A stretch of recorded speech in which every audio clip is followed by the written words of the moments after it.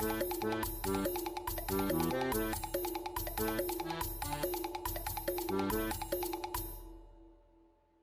there, and welcome back to DohMance Dawn. I'm Luke, and I'm joined by my co-host. Me, Janine. Pronouns she, they. You know the rest of the stuff. Yeah, I use he, they. Welcome back to another episode.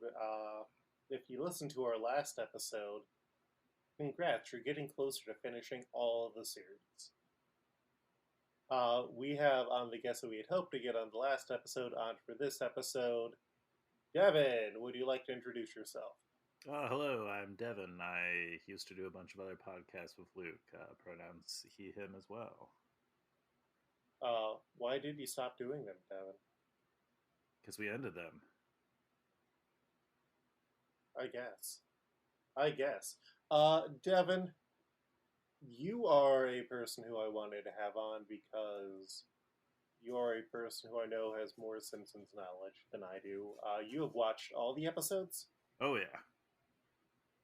You enjoy more of the episodes than I do. Significantly. I usually watch at least 3 episodes a day. It's usually what I watch as I go to sleep at night. What did you watch last night? The one that I watched last night, it was in season 4. It's when Marge gets arrested for shoplifting. In Marge We Trust. Yes. Mm-hmm. With Jimmy Carter, history's greatest monster. Exactly. Mm-hmm. You know what media I consumed before bed last night, Devin? What, Luke? G.I. Joe comics by Larry Hama. Oh, nice. Mm-hmm. I like Zartan when it comes to G.I. Joe villains. Who's your ideal G.I. Joe villain, Janine? God, I don't know. I'm not used to having such weird questions that, like, I don't know why it's Destro, but it is. Fair. Devin, how about you? Jonathan Pryce from the G.I. Joe 2 film, G.I. Joe Retaliation. Was that the actor's name or the character? The actor's name. Jonathan Pryce is the lead actor from such hit films as Brazil, or Keira Knightley's dad in Pirates of the Caribbean. Oh, the guy who played the president and he gets replaced? Yeah. Yeah. That's totally Zartan, baby! Oh, nice. And they totally wipe out all of London, and it's never addressed. It's fine. They're not important. I saw that when I was actually studying abroad in England, and all of my British friends, after we're done watching that, they're like, wait, but we're gone. Why is no one talking about this? I like Zartan because he's a guy who dresses like an old school archer and also can transform it and disguise himself and also just hangs out with a bunch of bikers for no real reason. It's like, yeah, sure. Devin, what is your background with One Piece? The 5 episodes that I watched for this episode. Oh, it's also the show that caused one of my dear friends, Ethan Casey, to fail out of college. In which case, I have never seen him ever since that happened. Because instead of going to class, he would sit on Mega Video and watch One Piece until he failed all of his classes. And yeah, one day after winter break, he just never came back.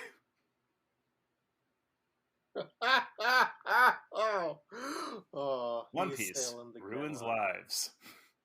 Some people just can't make these waters. Mm-hmm. Apparently. It's deadly. All right. So this is the 24th episode of the show, and also our first episode of year 2. Because last episode was our 1-year anniversary. Did we know it when we recorded it? No, we did not. Oh, okay. Mm-hmm. So, happy anniversary, Luke. Thank you. Also, last episode, I made some mints. I forgot that the last episode was a 1-year anniversary. I also misspoke. Robin DeSanto became a congressman, or congresswoman technically, by catering to the Star Wars and necrophiliac vote. So I just Nice. wanted to correct myself there. Yes. So we now get into the meat of the episode. These episodes initially ran between March 23rd and April 27th of the year 2003.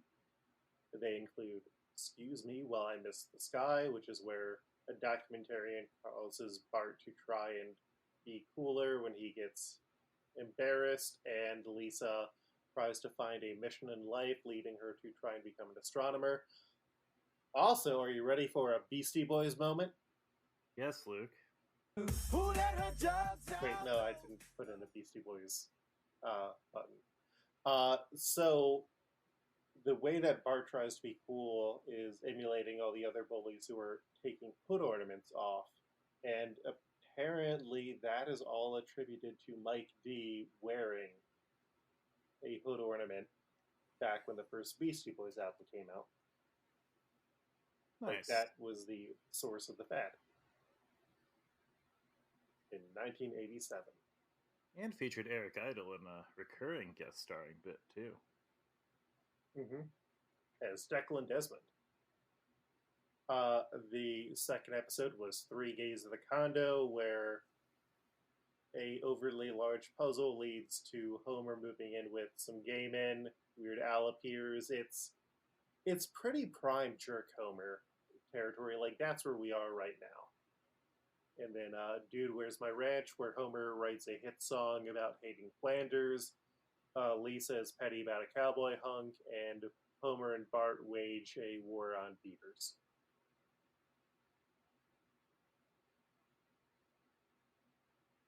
Do you have any other thoughts on these episodes, Devin? I do like Do Where's My Ranch. I think it's a quality episode. 3 Gays of the Condo is usually a skippable episode when I'm watching through. Yeah, it's amazing how, like, a lot of the later queer-centric ones don't really hold up all that well. No, the Weird Al song's pretty good. It's fine. It's what you get when a person who isn't Weird Al writes a Weird Al parody most of the time. 3 Gays of the Condo is a takeoff of the hit film 3 Days of the Condor, starring Robert Redford, a much more superior piece of media, and something I would recommend. It is also the origin of the Simpsons' second most recurring gay character, Julio Franco. Like, later seasons, he just appears really often, and I forgot that this was the episode where he first showed up. Yeah, he still appears decently often, too. He is the non-Smithers gay when they need one. And technically it'd be the third, because after a reveal later of Patty. Yes, I will allow that. Other new characters who are introduced include Jimmy the Snitch, the Meteor Alien, Homer's Lhasa Apso, Cub Scout Troop Number 102, Large Gay Military Man, David Byrne, Cleany, as voiced by... Remember who voices Cleany?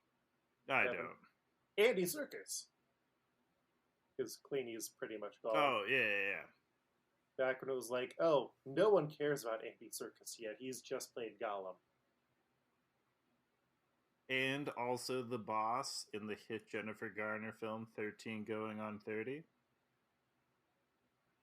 I haven't seen that. That's on Abby's list of movies that I need to see. I caught the last 15 minutes of it coming home after, like, my sister had a sleepover, but... It's cute. But this week we are covering episodes of One Piece 149 through 152. These titles include, and Devin, you'll go after Janine, Hard Turn to the Clouds, Find the South Bird. Dreams Don't Come True, Bellamy versus the Sarayuma Alliance. The $100 Million Man, the world's highest authority, and the pirate Blackbeard. Sail into the sky, ride the knock-up stream. And, we kind of pick up immediately after the last one. Like, story-wise, Jai is kind of easy to consume in a single chunk. but I think that it would have just been too much with all the characters that we had to match and the recap. Cricket explains what the cumulus regalis clouds are, which are ancient clouds that float in the sky, block out the sun, and that's where the Sky Islands are. And so to get up there, they're going to need to ride the knock-up stream, which are massive geysers that like shoot up, and if they ride it up and they don't land, they are going to die. And because the Going Merry has been suffering so much damage recently, Cricket and the Saruyama Alliance are going to fix the ship for the time being, and they also have to do it really quickly because in 24 hours the log pose is going to change. And luckily they figure out that the next one is going to be at noon the next day, and it is like all a bunch of convenience for the plot, and like Usopp even calls out that it's like suspicious that everything is lining up, which I think is fair. But also be kind of just shitty to be like, oh, we've introduced a concept that we're not actually going to follow up on.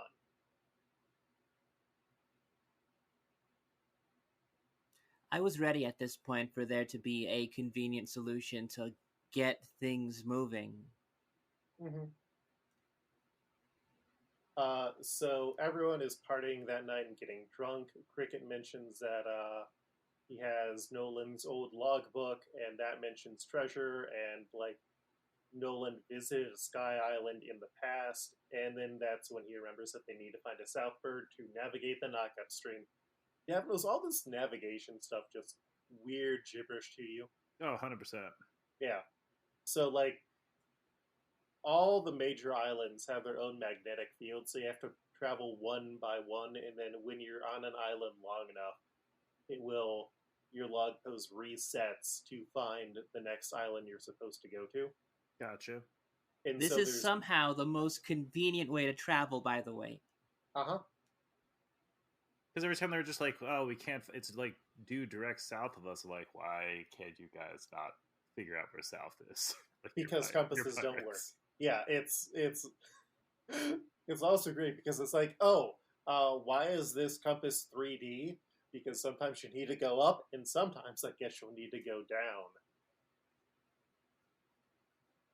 down. So they need to find a southbird, which just naturally always points to the south. So the crew rushes into the jungle where they get attacked by insects and animals that are controlled by the southbird.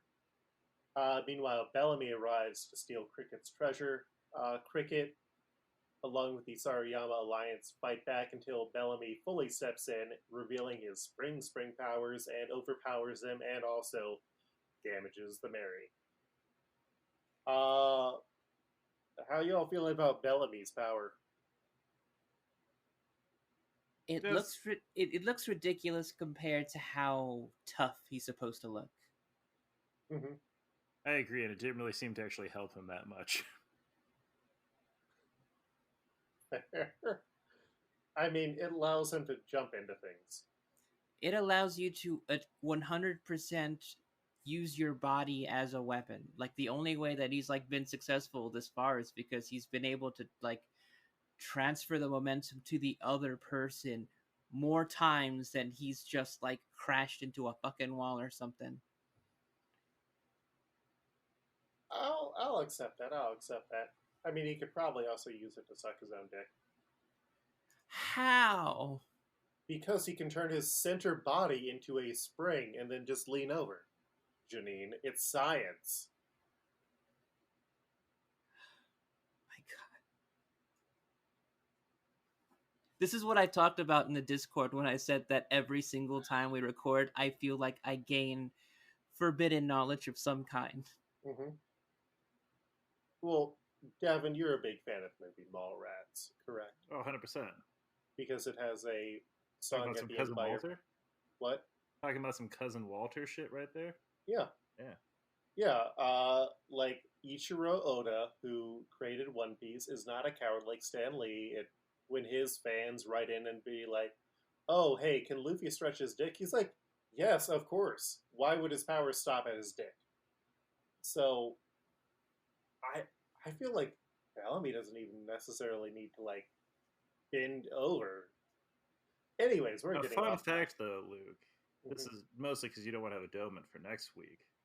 Oh, thank you. The cousin Walter story where about sucking his own dick is actually from Clerks. Oh, Because it turns out that Randall and Brody are cousins, and it is the same cousin Walter. I was just referencing the part where they go up to Stanley and ask if Mr. Fantastic's dick can stretch. To be fair, Stanley dodged the question in that movie. Like a coward. Truth, but when I did actually see him at a Comic-Con 7 or 8 years ago, someone did ask if everything of the thing was made of rock, and Stanley did say yes. He has to have a very unhappy proctologist. Probably. So the crew continues to be attacked by the creatures of the jungle until Robin is just like, oh, I can grab one with my powers, and ends it. And, yeah. We get the first scene that Janine probably really did not enjoy. I don't really like bugs, like, as a rule. Mm-hmm. I feel like I follow that rule pretty well, Mm-hmm. and this was kind of gross. Fair enough. Oh, true that. No, the spiders are bad. Mm-hmm. So they return to find Cricket robbed and injured. He plans to ignore his situation and still fix the ship. And Luffy decides not to have it and decides to go back to Mocktown and take down Bellamy within 3 hours. And so while everyone in Mocktown is celebrating, the new bounties appear, showing Luffy's new 100 million and Zoro's 60 million berry bounties. Bellamy's men see it, and Bellamy laughs it off, thinking that it's fake. And then Luffy calls out Bellamy, demanding Cricket's gold. And Bellamy just goes on the offensive with Luffy, avoiding his attacks and taunting him. And Luffy, meanwhile, just waits for him and takes him down with one punch, knocking him into this bloody, unconscious mess. It's beautiful. It's also where I got super confused, because fun fact, if you're watching this on Hulu instead of Netflix, this episode does not have a dub. So if you're watching the dubbed version, it actually skips over this episode. And I just watched it as there's just Luffy just calls out Bellamy. Bellamy shows up. He quickly one punches him and then just walks away. I'm just like, cool. That was like a really anticlimactic thing that we're doing. Also, all these characters that Luke keeps sending me that I need to think of have not appeared in any of the episodes I've watched, and I have no idea what's going on. And I was trying to figure out what was going on. It was a mystery. It's some old man on a horse. I'm like, oh, this must be Elder 1 or something. Yeah, we must be getting to that part that I'm supposed to be at. Nope, we're getting to the Sky Knight next episode and his fucked up horse.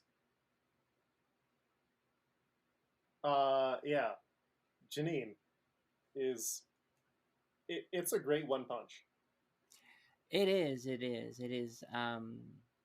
immediately giving me the same kind of feelings as when Batman had knocked out Guy Gardner. Mm-hmm. Just that kind of oh, that's just I mean, that in itself wasn't really built up. It was just kind of just shown as oh wait, that happened, and it's just, I don't know, you expect somebody that had that same amount on their head to have something to back it up, but also I realize how many times that Straw Hat crew has been foiled by some of the dumbest shit ever, just by circumstance. So also, I had to sit and name so many people that were on his crew that did nothing, that maybe had a line.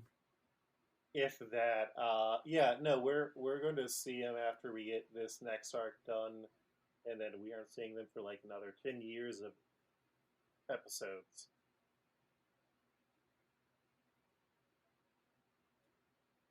Bellamy. That's a weird thing for you to just say.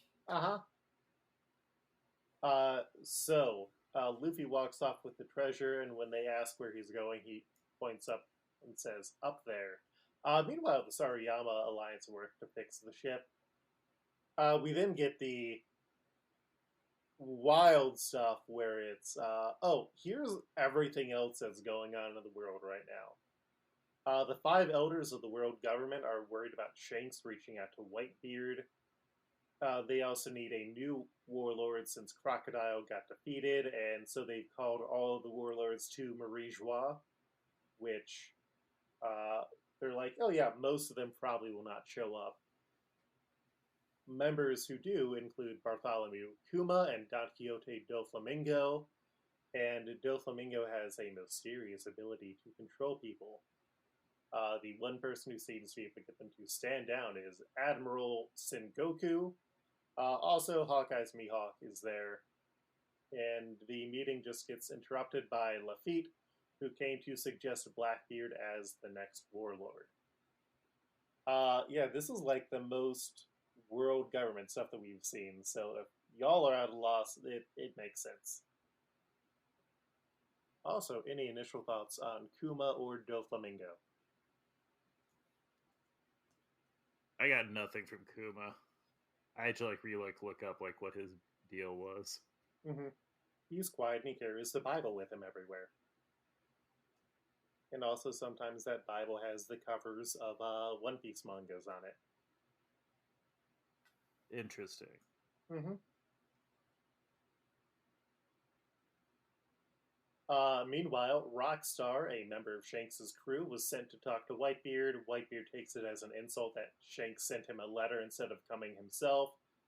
And Whitebeard decides that he's just going to go and hunt down Shanks to talk about Ace and Blackbeard. Ace is Luffy's brother, who was hunting down Blackbeard, who killed a member of Whitebeard's crew.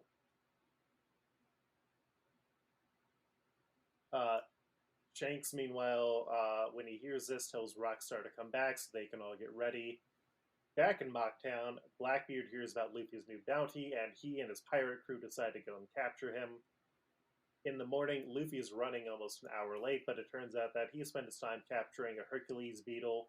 He gives that to the Sarayama Alliance, who are very happy with it, and they have retrofitted the Going Merry into the Going Merry Flying Edition. They say their goodbyes to Cricket and start heading out to the spot with the knock-up stream. The Cumulus Regalis clouds appear early, and they find a current as well as a Sea King and a whirlpool where the stream is going to erupt. And the ship goes into the whirlpool. They see the Sea King get pulled in before they follow and end up in this calm. Blackbeard and his crew appears to try and collect the Straw Hat's bounty.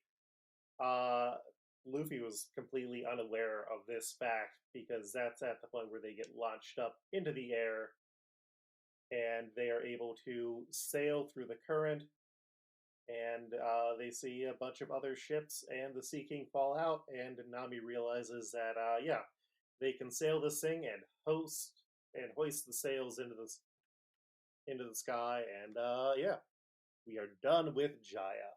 On to Sky Island, Skypia. Any other thoughts on the arc before we get into characters? What's a crocodile, Luke? Crocodile is Sir Crocodile, another one of the 7 warlords of the sea who tried to take over the kingdom of Alabasta by setting up a civil war where he planned to kill everybody in secret using a terrorist organization that he set up. Nice. Mm-hmm. He's also a mob boss with a hook hand that has pet crocodiles, banana gators, and killed a guy by feeding them to him. Mm-hmm. Also, he is our Hank Scorpio. Nice. Mm-hmm. But if the warlords do bad enough stuff, they lose their ability to do whatever the shit they want. Neat. Mm-hmm. All right, so we now have 19 characters to match, and it's going to be an interesting one. So, are y'all ready? Sure, Luke. All right, Devin. I appreciate that energy that you're bringing here. Up first, we have Jobo, and I have two pitches. I have at least two pitches for everyone. My Rodrigo style was Jimmy the Snitch. My regular one was Joey Jojo Jr. Shabadoo. Janine, how about you? I was not able to get an extra one that I thought, and I did also put down Joey Jojo Jr. Shabadoo. Devin, how about you? Who are you thinking of for Sure. Jobo?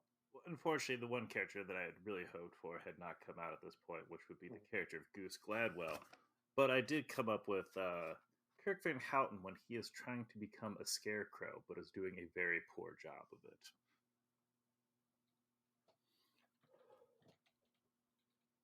I don't remember that one.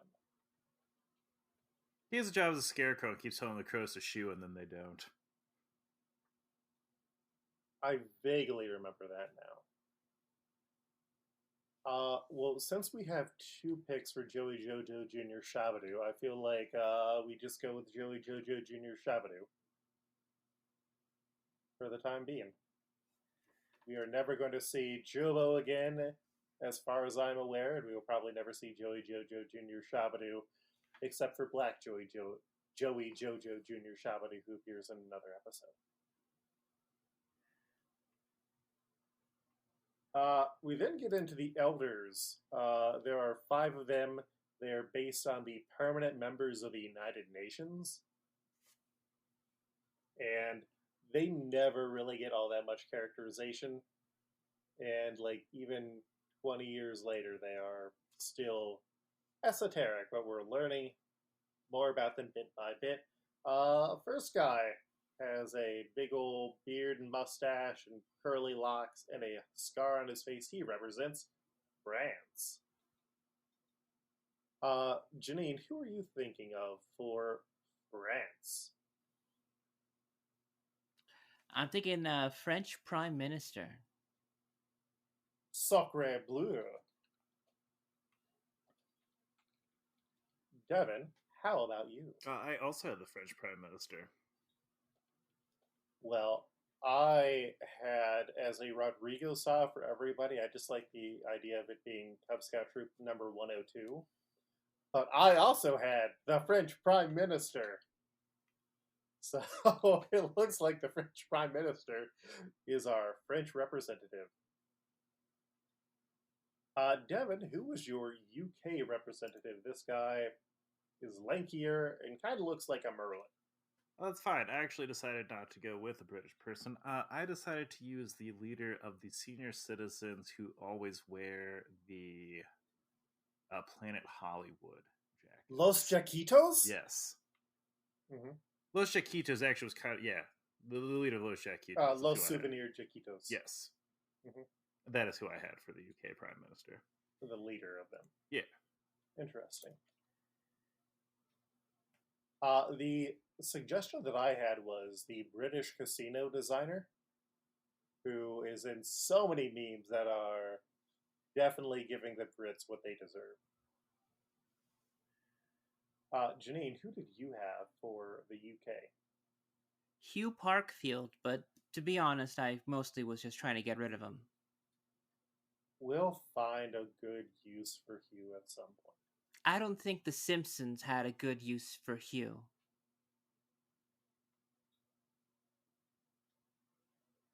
Fair. I'm still going to push for British casino designer.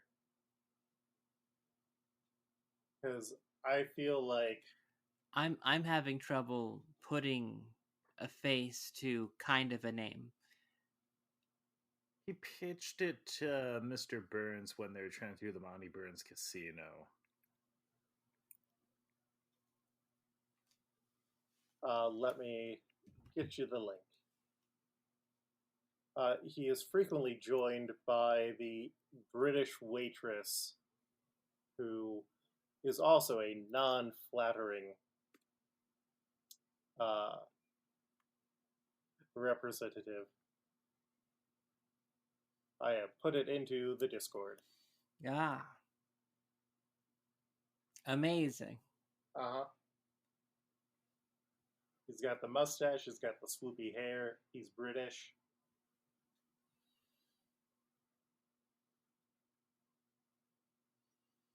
If we're looking for somebody to fill in a British spot, I think I would be fine with this guy. Hot dog. 2 votes is enough of a majority. I can't wait until I regret saying that. We then have Elder 3, who represents Russia. He got that Gorbachev spot in his head and a big old mustache. Who do you have for... Oh, I have for him Mikhail Gorbachev. Janine, how about you? I also did a Gorby. Devin? I actually went for Lugosh. Man, so tough he jumped over Berlin Wall and defected to the eastern side. I mean, I feel like you can't get more Gorbachev than a character who's literally designed based off of Gorbachev. But also that leads us to be able to use Gorbachev for a character that doesn't look like Gorbachev and then get an art of a character that doesn't look like Gorbachev that looks like Gorbachev. Gorbachev, Gorbachev, Gorbachev, Gorbachev. So there is some comedic novelty in saving Gorbachev and not doing the obvious one. Perhaps, but you don't win the donkey contest by bringing in your dog, Janine. It is if you're trying to get your donkey to get a stick. And if we're looking at the idea of somebody who is ultra Russian, maybe?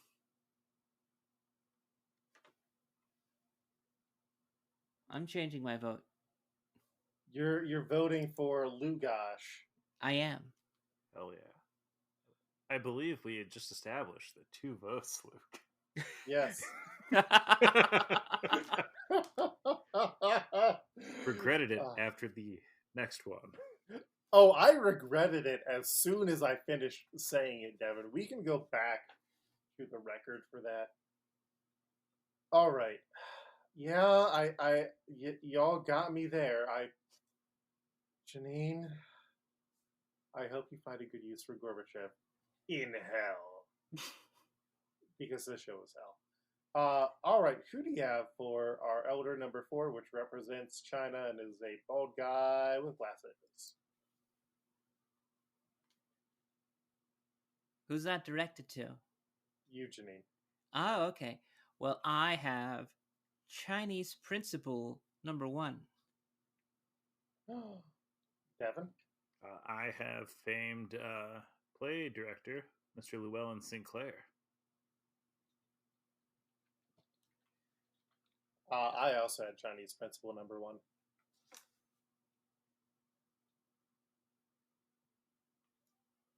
I feel like Llewellyn Sinclair is too important of a character to burn on an elder. An elder who is seen apparently in present day One Piece. Oh wow. Mm-hmm. I don't know. It's very weird, the ones that get Uter piled. I don't think Llewellyn Sinclair's been in an episode really since. No, he's appeared a few times. Llewellyn Sinclair last appeared in he has been in A Streetcar Named Marge, Behind the Laughter as a character image, Sweets and Sour Marge, As If You Came to Dinner, Flaming Mo, YOLO, Fears of a Clown, Daticus Finch, I'm Just a Girl Who Can't Say Doe, and Yokel Hero. Also the Simpsons movie. Everyone was in the Simpsons movie, Luke. This is a 3-star character, not a 1-star.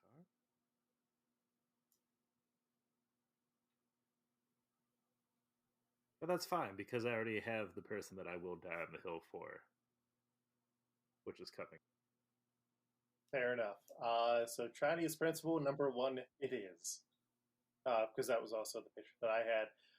We then have our American blonde with a weird goatee elder, Devin, who do you have for him? I had Shelbyville Grandpa. I feel like we might have used him. Using that cold glass of turnip juice? Yes. Shelbyville Abe is our Zenny. Oh, I see. But never mind. I retract. You can't. It is a black mark on your suggestion. That's fine. Did you have an additional one? No. All right. My suggestion was let's just stick George Bush here. Not George W. Bush, the original, the one bad neighbor. H Dubs. Yes. Janine, how about you? Fuck that, Uncle Slam. I'd like to use my vote to support Janine's Uncle Slam. I am also here for Uncle Slam. When you're right, you're right.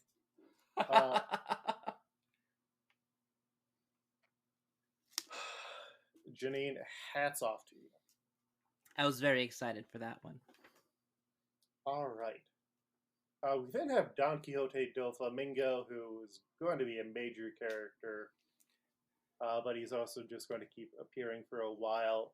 My Rodrigo style was Declan Desmond. The initial one I was ready to pitch and fight hard for was Flamenco Flamingo.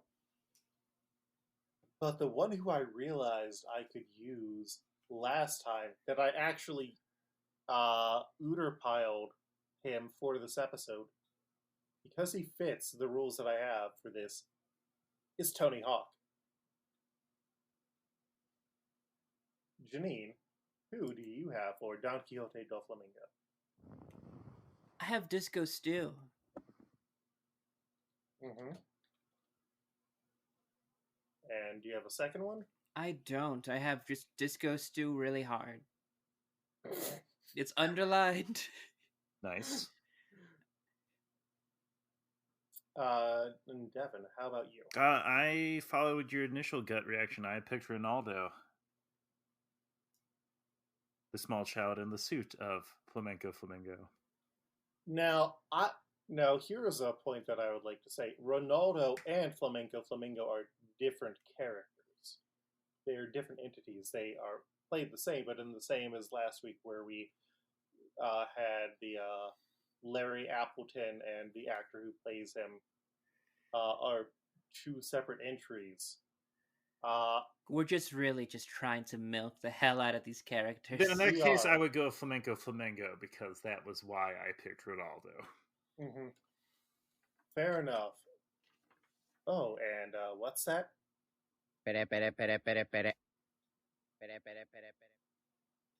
We have suggestions from our listeners. That one welder guy suggested the retrovirus. David from the Shonen Flop podcast, and this was seconded by Mike P., our cover artist, were also up for Disco Stew. But Atticus, King Atticus, friend of the show, champion namer, also suggested Ronaldo / Flamenco Flamingo, and also Zolchitla.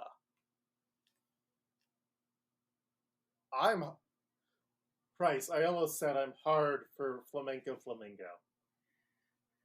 You can say it. You can say it. We support you, Luke. Oh, you support Flamenco This is Flamingo? America. Well, and isn't Don Quixote do Flamingo like a really good pirate, Luke? Define really good pirate. He's good at stealing things, and people don't steal things from him.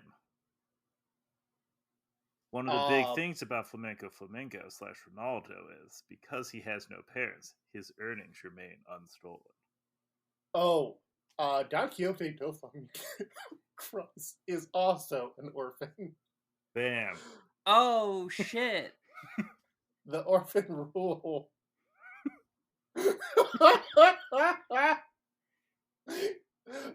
Yeah. I also love the idea of Flamenco Flamingo playing the role of one of the most fucked up One Piece characters. So hell yeah. All right. Then our Don Quixote do Flamingos, Flamenco Flamingo, and Tony Hawk avoids being Don Quixote do Flamingo. Oh. We then have Bartholomew Kuma. Who do you have for Kuma? Janine. Well, I have two. Mm-hmm. My first one was based on actions, and from what I've seen, I was like, oh, maybe I could be able to throw a Reverend Lovejoy in this situation. But also, my second one is based up on the last name, Kuma, which in Japanese means bear. So I'm like, this guy's probably gonna fucking turn into a bear because he had like the bear fruit or some shit. So, do you want to know what fruit he ate? Sure. It's the pawpaw fruit. If that is not the most furry goddamn name I've heard, but I chose Gentle Ben, the talk show host that has a microphone attached to his head.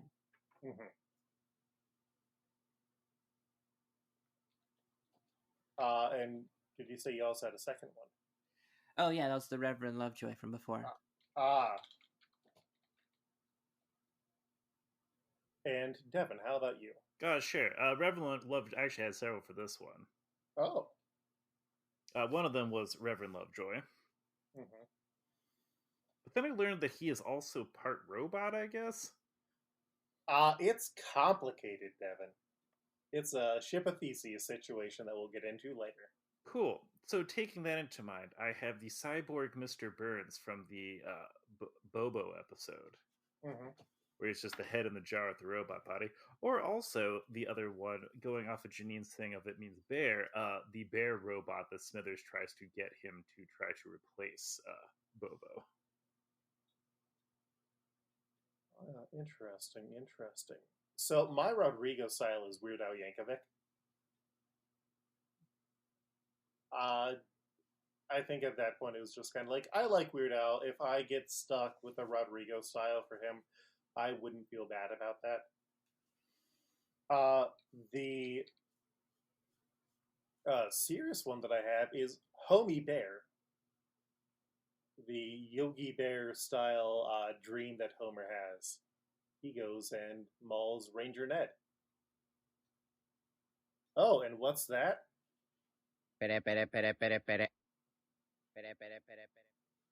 We got suggestions in again. Friend of the show, King Atticus also suggested Homie Bear, and that one welder guy suggested either the Ballet Bear, which is the bear that drives around in the little cart, Sir Loves-a-Lot, or, once again, Gentle Ben. So we have 3 with 2 pitches. I can put my effort, or I can put my support behind either a Homie Bear or a Gentle Ben. Just because I do like keeping it with the animal theme that all the warlords have. Oh shit, they do.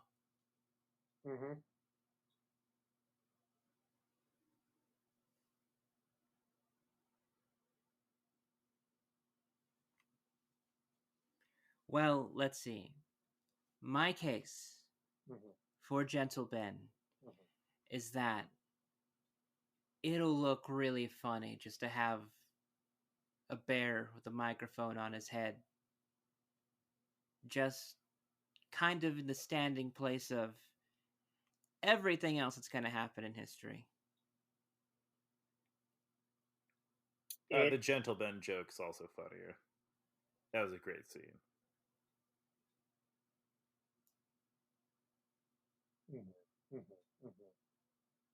So do we sound like we're going to go with Ben?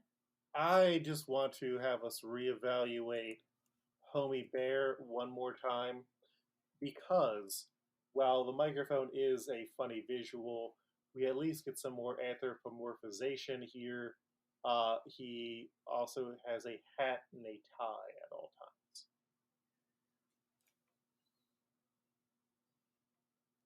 I don't know. I'm not convinced. I think the idea of a photorealistic kind of bear With a microphone. with a microphone, that's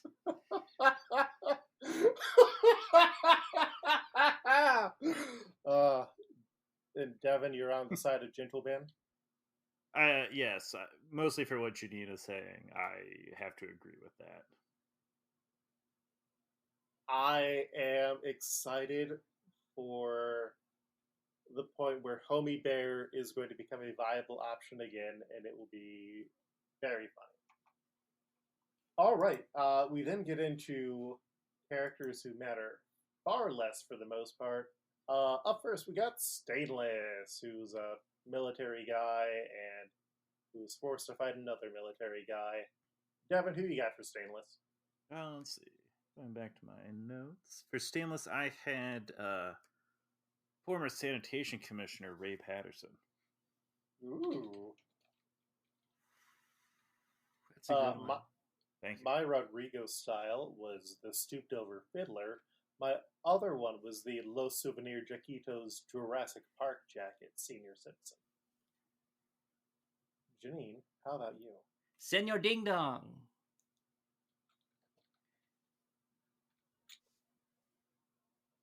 And my second choice, following the same line of Hispanic characters that are maybe a little sus, Cesar Chavez, as played by Cesar Romero, because Homer does not know what Cesar Chavez looks like.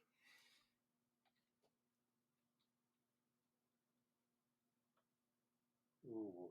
I really like the Cesar Chavez played by Cesar Romero. That is a good one. So we're good to go with that?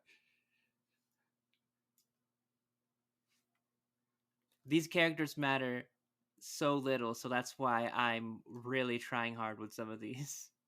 I mean, Senior Ding Dong is, I don't want to say Uterpile, but... Oh my god, okay.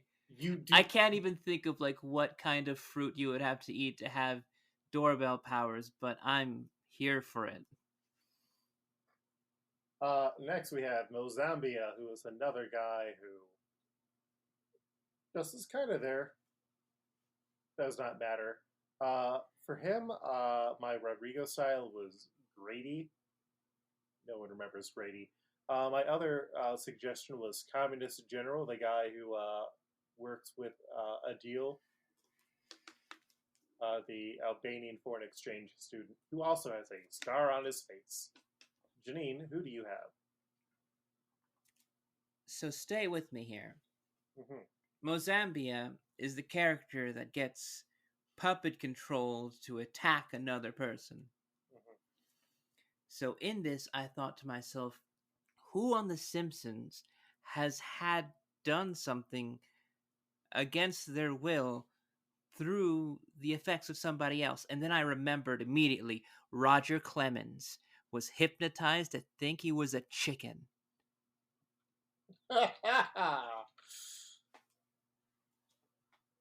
Inspired. Devin, how about you? See, for both Stainless and Mozambia, I was kind of going for more of your like generic government type. So for this one, I picked Rex Banner. I believe we've used Rex Banner. Well, I was at work and did not have a chance to check on all of them. You were at work for like the past 2 weeks? Truth. Some of us have jobs, Luke. I know. I just work on the show. All of my answers that I've looked up and written down are on the back of a Sudoku page that I've been filling out the entire time I've been working. Like, nice. Mine's on a scratch piece of paper that we're just casually sitting at our desks. For patrons to write down call numbers. Grady is Julio's sometimes boyfriend. I like Roger Clemens. I like Roger Clemens a lot too. Yeah. It's all about cancer. Cancer's the one that I've been waiting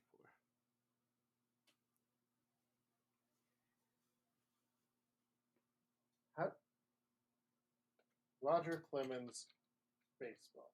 Okay, there's no T in there. Correct. Clemens, not Clemens. Mm-hmm. Or Clemens. Don't say Clemens. Janine, who do you have for Cancer?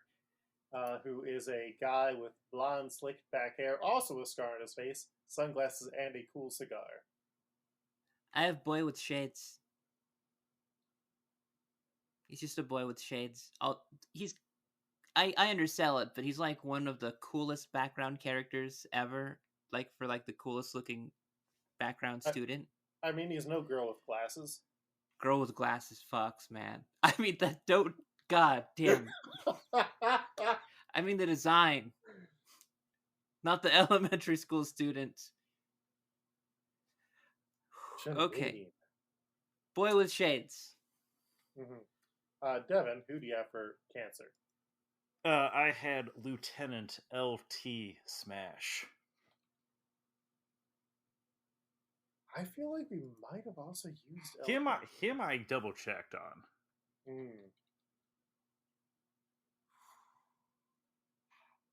Because he is the one that was just like, yeah, gotta have some Smash. At least the list that I have. Yeah, no, we have not used him. My suggestions that I had were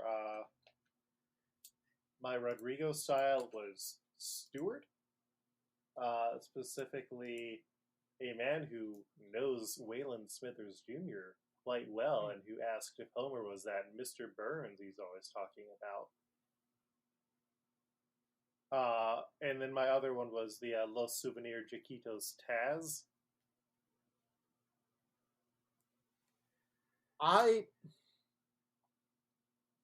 I'm looking at a picture of LT Smash right now. He's got the shades on. He's got the slicked back blonde hair. I can't not see it now. He's a Marine. Cancer's a Marine. You got LT Smash, huge Navy man. He is. It's just Cancer isn't important.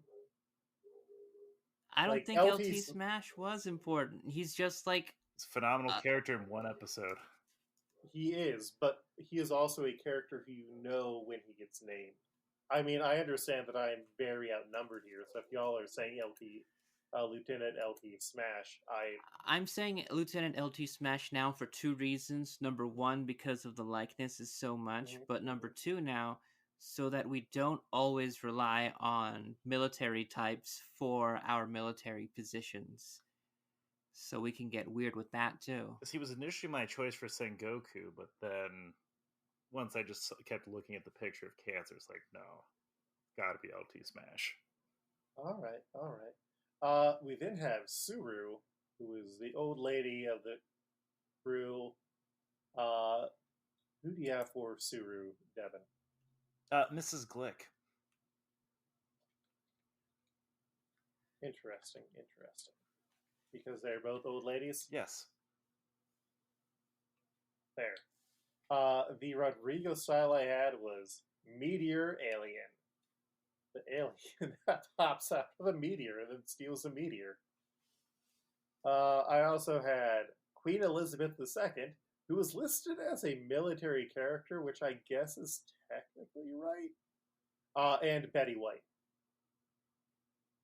Janine, how about you? I have, for the reason of being old and not looking too concerned on the well-being of the people that she's working around, Agnes Skinner. Interesting. Ooh, here's why I can back up if everyone here is like a animal theme. Agnes Skinner, it means lamb of God. Well, no, only the warlords of the sea. I see. Yeah. Suru is in the Navy.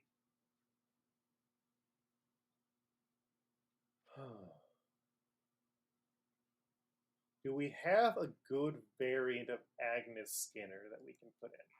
I don't know if I want to go full Agnes. Then I would say Mrs. Glick is the tamed down version of Agnes Skinner.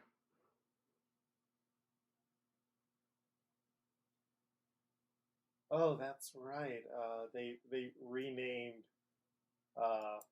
Ned Flanders' mom multiple times. I was like, why do you have Agnes Flanders on here? Who's Agnes Flanders? Oh, that's why.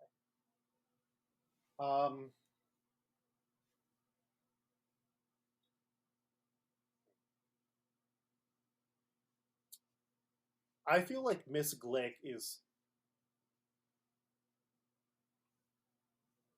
does not necessarily fit the character's personality, though also I recognize that at this point in the show we have not seen much of her personality. Yeah, I mean, it would be kind of on you to have that character nameable with so little on them. It is. Truth. We have in the past named characters who we had not seen very much of in We've wildly done that different. in this episode. That's true. That's like maybe it's a crazy cat lady. I don't know, but I have just looking at an old woman. It's like, yeah, Mrs. Glick. So, she has the power to wash people by turning them into laundry and folding them. Hey, that kind of sucks in like a female character kind of way. Mm-hmm. It does. Can we get another one? Can we get another woman in here? Oh, well then here, if we're going to do that... Let's see if Devin can pull it out. Oh, God, phrasing.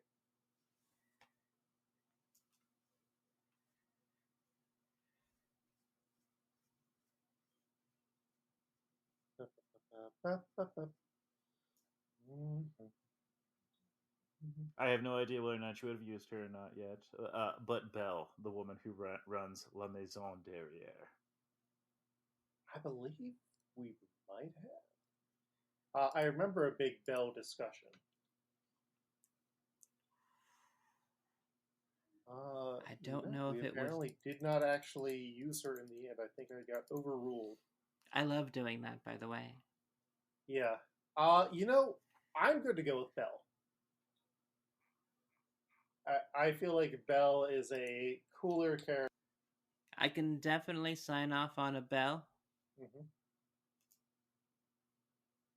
All right, so we have Belle. We then have Admiral Sengoku. He has a goat with him a lot of the time. Who do you have for Admiral Sengoku, Devin? Because I know you said you were proud of yours. No, it was not. It was going to be LT no. Smash initially, but then we switched it to Cancer because of the likeness. For Sengoku, I picked Captain Tennille, the captain of the submarine that Homer's on when he joins the Naval Reserve. Mm-hmm. That is then shot out of the torpedo tubes. Fair. My Rodrigo style was David Byrne. I also had Hyman Kristofsky or Gautama Buddha. Because we can use Buddha now, Devin and Janine. Hell yeah. Well, that lands on me, doesn't it? Yes. Y'all both went? Yes. I don't know why that took me so long to think about that. For this one, I had kind of a placeholder name that I just didn't feel right about erasing, so it just ended up becoming the name. But Jay Sherman. The critic? Yes.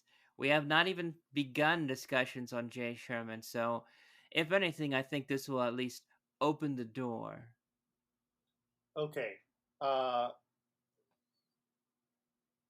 think I can convince Devin of something, but it's a spoiler that I wouldn't want you to have, Janine. Oh, should I take off my headphones? Yes, I will send a message when it's ready. Sure.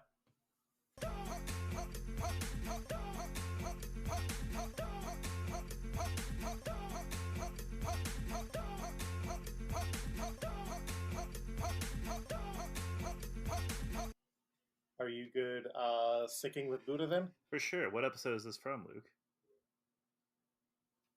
It is the one where Homer gets to buy the church. Oh, yeah.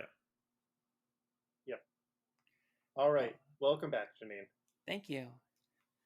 I have convinced Devin to go with Buddha. Okay.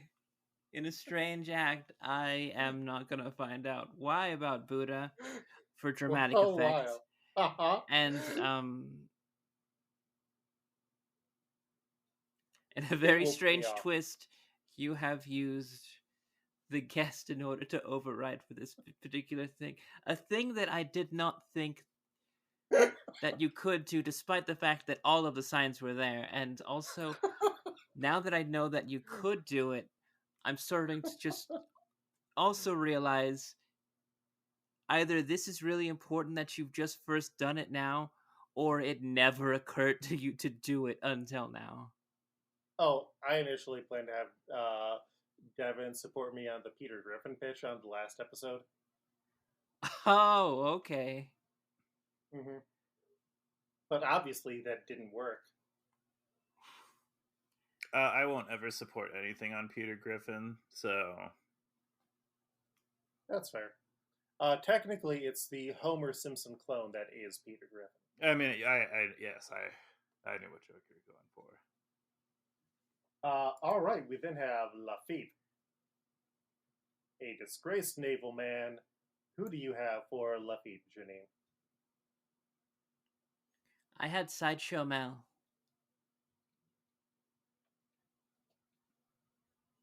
And Devin. I had two for this one I couldn't decide between. Mm-hmm. One of them, both of them's kind of off the weird, like, kind of creepy looking clown thing. One of them was Gabbo. Mm-hmm. He's a bad little boy. Mm-hmm. The other one I had, it was from the Simpsons episode where they go grifting. Grift of the Magi. Yes. No. With the magic set. Yes. Is it the weird Jackson 5 Puppet Man? Yes. 100% that one. So the pitches that I had, my Rodrigo style is Julio Franco. I also had the mime couch gag Homer, from where the entire family is mimes. And I also had Kid Rock. Because we could just make Blackbeard's crew the worst people possible. I don't know if that is a goal we should set for ourselves. I mean, he would be joining Peter Griffin, Dr. Colossus, the Iron Yuppie, Crudler, one. If they kill that Iron Yuppie. and Buddy Holly.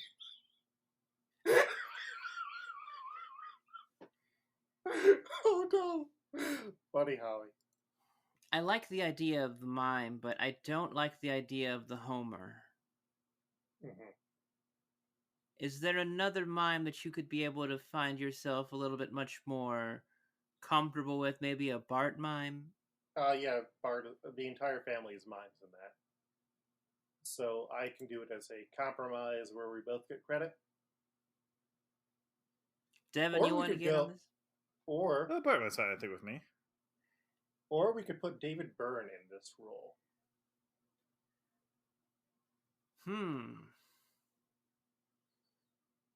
Oh. And it will be a split credit. He does have those super long legs like David Byrne when he's dancing on the roof of the car. Yeah, I could go with that. And who knows? He might look like this after Bo Misery's him. Mm-hmm. All right. So we have David Byrne. Up next, we have Marco, who they did not have his final color scheme when he appeared in this episode. So, like, on the image gallery, you can see the differences between how he appears in this episode, where he has one line, and how he appears later on. Talk about a glow up.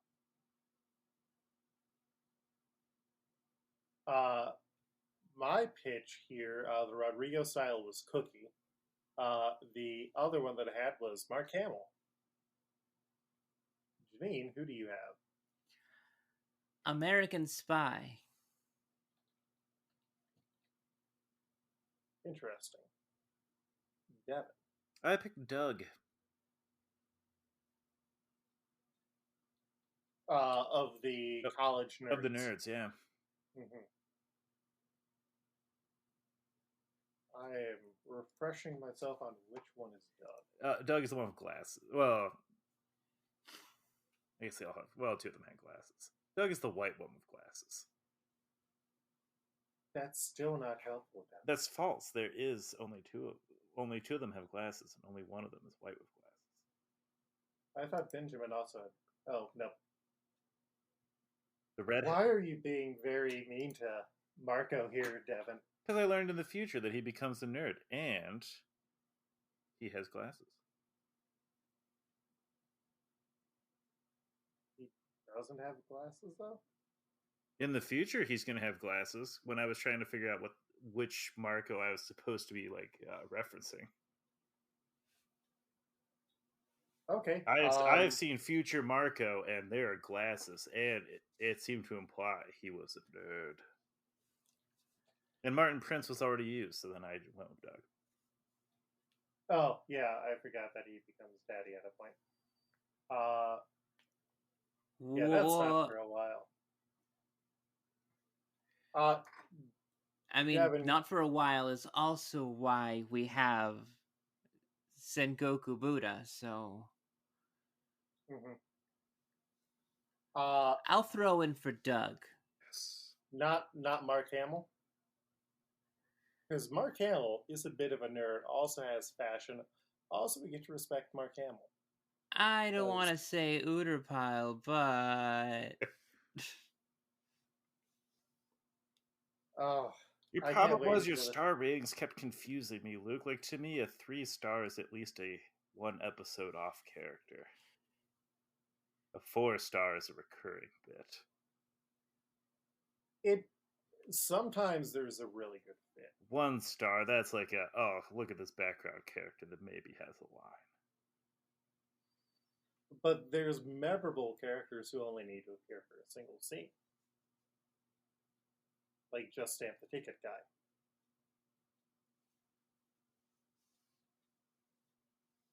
Or the dud. Mm-hmm. All right. I hope that y'all are ready to get angry fan mail from the Marco fans. We then have Rockstar. Who do you have for Rockstar, Devin? Because his name is Rockstar, and I did not feel like trying super hard on this one, I went with Tom DeLonge, who appeared in the last episode. So.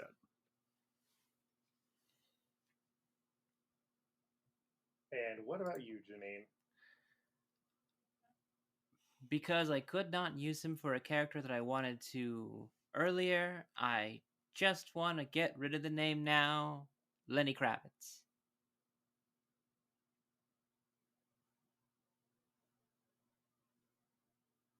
This Rockstar stuff is crotch, though? I wouldn't be surprised. So my Rodrigo style was Luke Stetson. I also had Art Garfunkel or Jim Messina. Not the person you came to see. I'm good to go with Lenny Kravitz. He has crotch stuffing energy. Mm-hmm. Also, he wears many scarves in sashes. Fair enough to that one. Mm-hmm. We then have Diamond Jozu. The Rodrigo style I had was Ben Schatz. I also had Isaac Hayes. Janine, who do you have? This one took me on a journey. Because this is another character who they did not have his final color scheme. But I had a distinct memory of a particular kind of Homer that I could not find an episode for. And when I looked for him online, I saw merchandise of this particular Homer. But the only instance where I could be able to find this is Caveman Homer from the Evolution Couch Gag.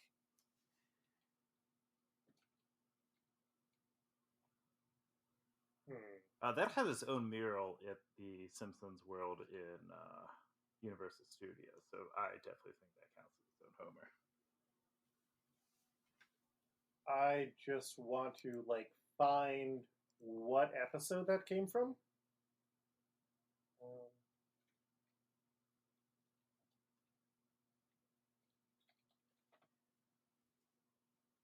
It would probably fit in there only because I know when Simpsons World was built, and that would have been around the time of these episodes. Caveman Homer premiered in 2007, March 25th, Homerazzi.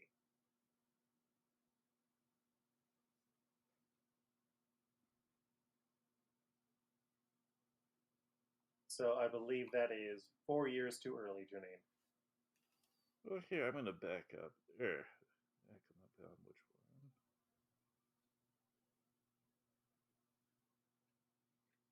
Because I feel like you're looking at the one that's an episode. I think the one Janine's referring to is the one that's from the opening credit sequence. No, like the couch gag? Yeah. Yes, that's what I am okay. looking at. Then why were there... I agree. Why was there merchandise of Caveman Homer before then? This is what we're doing here. We are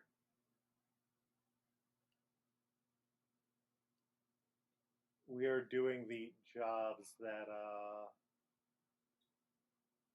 real gyms won't do.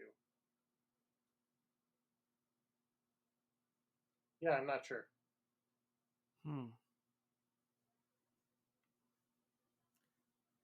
Well, let's not hurt our brains about it anymore. Yeah, I did get reminded that we can use Fred, Wilma, and Pebbles. Did you have a backup? I didn't. Devin, who did you have? Let's talk about a stupid one that I put for this one. Uh-huh. So apparently this character can turn into diamonds. Mm-hmm. Well, there's really only one character I could think of with diamonds, and that is Dr. Joan Bushnell, the Jane Goodall one who enslaves monkeys to mine diamonds in Africa for her. Mm-hmm. Have we used that character before? I feel like she came up at a point. When I looked earlier, she was not on the list. At least one that you sent me. Well, she has come up before in conversation. I know that much. Okay. Yeah, we did not end up using Joan Bushwell. I can follow your logic. I'm not necessarily feeling it as much as Isaac Hayes. I could go either way. I like Janine, it's Isaac Hayes. He's a friend of us for all days. Devin, do you have a good pitch? No, I did not. Ooh.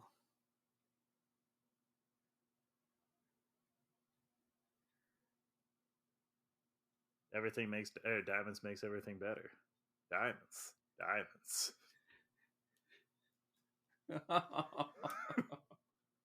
Joan Bushwell abuses the apes that she is in charge of. Isaac Hayes loves the snakes.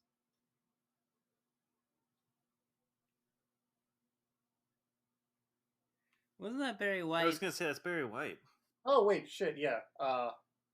Fuck, let's do Barry White. Have we done Barry White?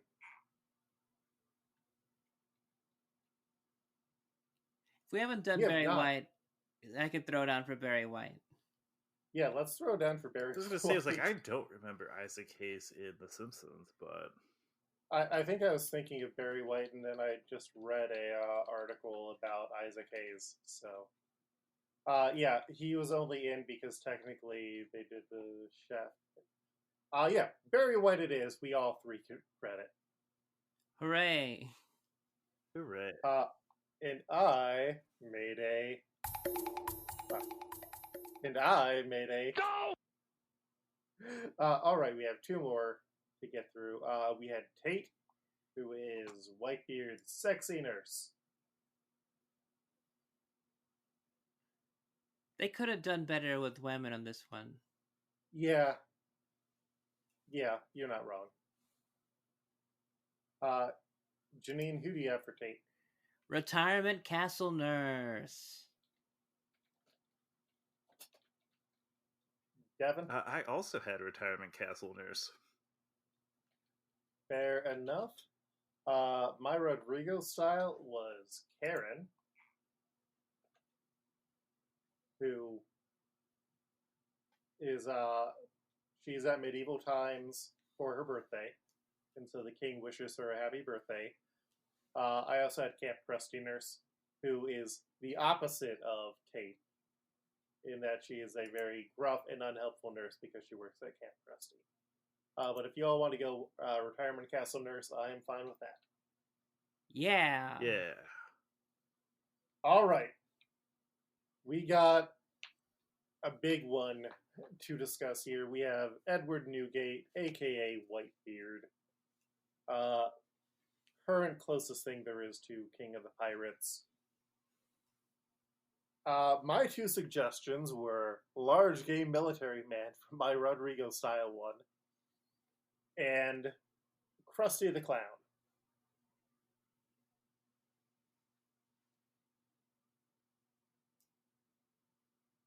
Janine, who do you have? I have, because of age, simply, Mhm. Abe Simpson. But I also have another one. Mm-hmm.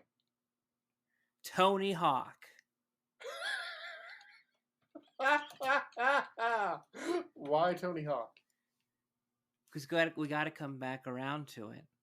And then I was thinking about just old, notable people Mm-hmm. of some renown and respect. Tony Hawk came up, and it's like, yeah, I could see Whitebeard, like, who, if I have to describe what the character of Whitebeard is to somebody else, I'll be like, he's One Piece's Tony Hawk. And they would get it.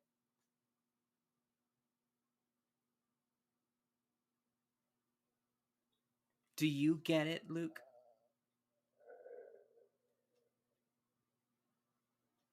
No.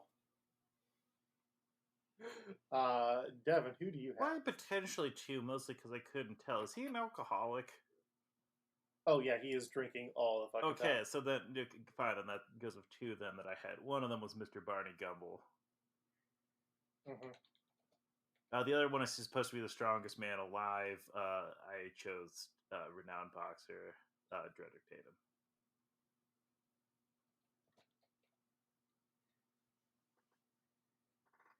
Interesting. So, Janine, were you surprised by me putting Krusty the Clown here? To be honest, I feel almost insulted. I really would have liked Krusty to be Buggy. I've enjoyed Sideshow Bob, but you know, I've enjoyed Sideshow Bob more than I've enjoyed Kelsey Grammer. Mm-hmm. Also, Luke, you used Camp Krusty Nurse back in episode 3. Way to embarrass yourself.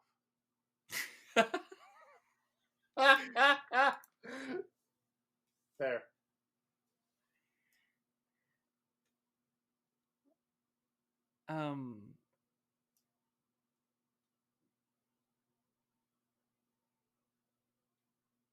I don't know. I mean, like, what can you say about the character in universe and what Krusty means? I mean, So, Krusty is someone who is past his prime and shouldn't necessarily be in this young person's game. He has inspired people for ages. He is actively an alcoholic and barely surviving thanks to a cocktail of drugs. But he still is an influential force in the world. He is still someone people consult. And all of that is true for Whitebeard as well.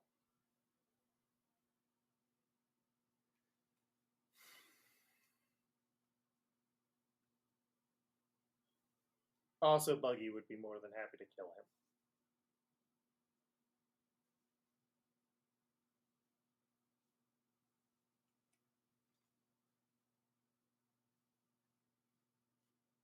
I feel the importance of Krusty is mostly there to be the idol specifically for Bart, who we've placed kind of inside of our Luffy position. And as much as I do kind of like it having that as someone that is that high and idolized, I feel like the connection of Krusty is very specific to one particular boy.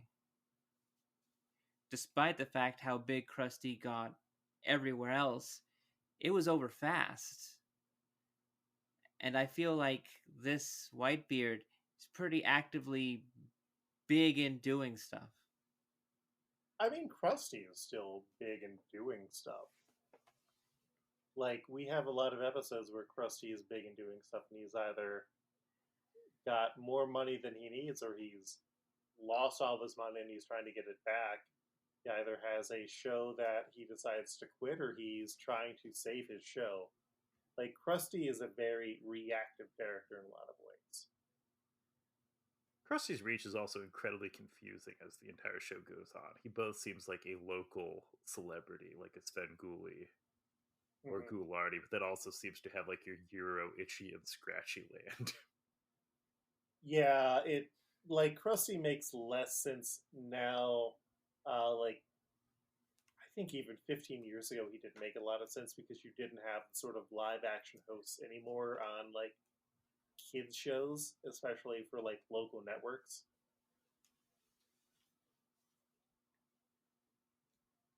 Because he is like an artifact of another time that they just keep trying to figure out what to do with him, and usually he's just a mouthpiece for a corrupt media. He is a stand-in for the media celebrity. Today's Krusty of the Clowns VTuber. Mm-hmm. I mean, technically, the last thing that he did, I think, was he was an Ellen. Yes, he was. That was not a great one. It was not.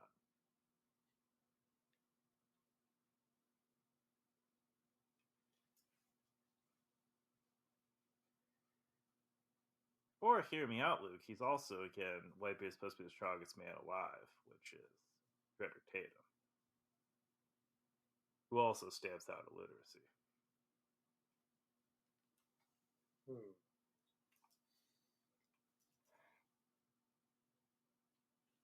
That is an imposing figure that represents the top of the food chain. Bam. It is. It is. I think that we are running low and we are running long, and we started recording later than normal. To get this wrapped up, I am willing to concede to Frederick Tatum. Janine, are you fine with that? Yes, I am great with Dredrick Tatum. All right. So, to quickly go over the list of everything that we have, our Jobo is Joey Jojo Jr. Shabadoo. Elder 1 for France is the French Prime Minister. Elder 2 is the British casino designer. Elder 3 is Lugash. Elder 4 is Chinese Principal Number 1. Elder 5 is Uncle Slam. Don Quixote do Flamingo is Flamenco Flamingo. Bartholomew Cuma is Gentle Ben. Stainless is Cesar Chavez, played by Cesar Romero. Mozambia is Roger Clemens. Cancer is Lieutenant LT Smash. Suru is Bell. Sengoku is Gautama Buddha. Lafitte is David Byrne. Marco is Doug. Rockstar is Lenny Kravitz. Diamond Jozu is Barry White. Hate is Retirement Castle Nurse. And Edward Newgate Whitebeard is Frederick Tatum. Also, to fully put even more on why should be Dredrick Tatum, Whitebeard doesn't wear a shirt. Dredrick Tatum also doesn't wear a shirt. And they both have facial hair. Krusty the Clown does not. You can grow it. I mean, I feel like this should have been the point where I used, oh, my brain is blanking on the identity he assumes when he commits tax fraud. Rory B. Bellows. Oh, that would have But- been good. That was gonna be my suggestion for Blackbeard last week. Yep, that's why my brain is going back to it. I mean, we could change it now and say Rory B. Bellows because the episode is still going on. No. Strider Tatum. Yeah. Okay. All right. So, Devin, where can you be found online? I guess you could find me on Letterboxd at Freddofett. That's FREDDOFETT. Because you gave up on Twitter and every other social media. Pretty much. Yep. Janine, where can you be found online? I'm trying out Hive at Janine Juliet there. Nothing happens. Also, Instagram for my selfies. Janine is dope. Oh, also various Luke Hair broadcast productions. Mm-hmm. You can find the artist for the show, Mike Patton, at Patton Pending, PATTENPENDING, on Instagram and sometimes on Twitter. You can find me on Twitter at Kotreg, that's Taywell, TREG, or at Luke Hair, LUKEHERR.com. DohMance Dawn updates every other week, usually on Mondays. We're actually getting a buffer now, so it's like we can set things in advance. You can subscribe to my Patreon and get episodes early. Yeah, you can find the show at DohManceDawn.com, at DohMance on Twitter, and like, rate, subscribe, leave reviews, and tell your friends. Next time, we're going into the clouds, and God is angry. Safe sailing.